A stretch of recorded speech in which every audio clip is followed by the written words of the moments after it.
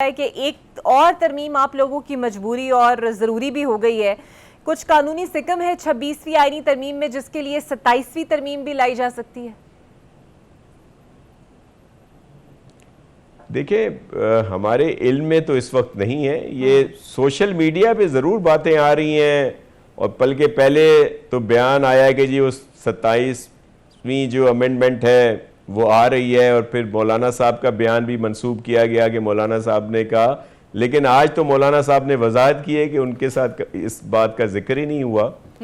तो अमेंडमेंट इस वक्त तक तो हमें नहीं पता, लेकिन अगर कोई आएगी तो उस पर फिर बातचीत होगी, फिर मशावरत होगी और जो सही तरीक़ेकार होगा उसी पे अमल किया जाएगा। लेकिन इस वक्त तक हमें इसका कोई इल्म नहीं है। बिल्कुल ठीक। अच्छा नासिर साहब, क्या ये खबर दुरुस्त है कि प्रैक्टिस एंड प्रोसीजर एक्ट के सदारती एक्ट में दोबारा से तब्दीली हुकूमत करने जा रही है, और पीपल्स पार्टी का इस पे क्या मौक़िफ़ है? देखिए, अभी तो केस चलेगा और वो जो पहले बहुत सारा एक स्पेकुलेशंस और मिसपरसेप्शन पे चलाए गए थे कि जी ये जो चेंज होगी इसके बाद पता नहीं क्या होगा, लेकिन आप देखा कि आज जो बेंच बना है और चीफ जस्टिस साहब ने जस्टिस मंसूर अली शाह साहब और जस्टिस मुनीब साहब को उस पर रखा है, वो जो बेंच है, और फिर वो फुल बेंच भी होगा।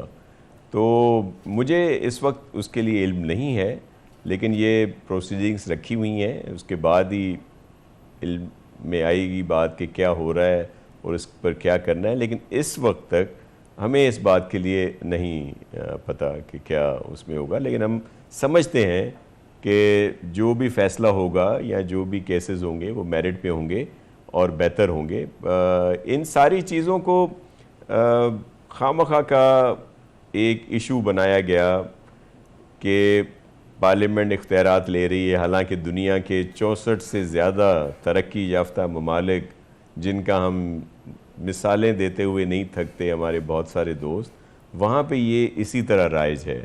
और इससे पहले ये जितने सीनियर जस्टिस साहिबान हैं ये खुद इसी तरीके कार से आए हैं। ये तो बीबी शहीद के ज़माने में कह दिया गया कि प्राइम मिनिस्टर का वो ख़त्म किया गया, लेकिन पार्लियामेंट का रहा, उसको बाद में भी उसको भी उसमें तरमीम कर दी गई बहुत सारी।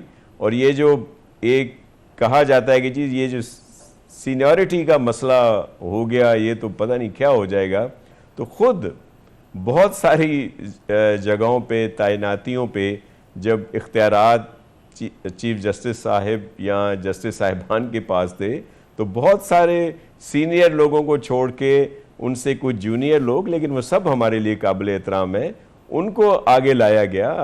पंजाब हाई कोर्ट का फैसला जो वहाँ पे तैनाती हुई आपके सामने है चीफ जस्टिस साहिबा की, वो जो सीनियर जज साहब थे नजवी साहब या एक और साहब थे, और फिर इसी तरह इससे पहले भी बहुत कुछ होता रहा है। अब मैं आपको क्या सब अच्छा सर, ये बताऊं? जो याया तो अदालतों का एहतराम भी है और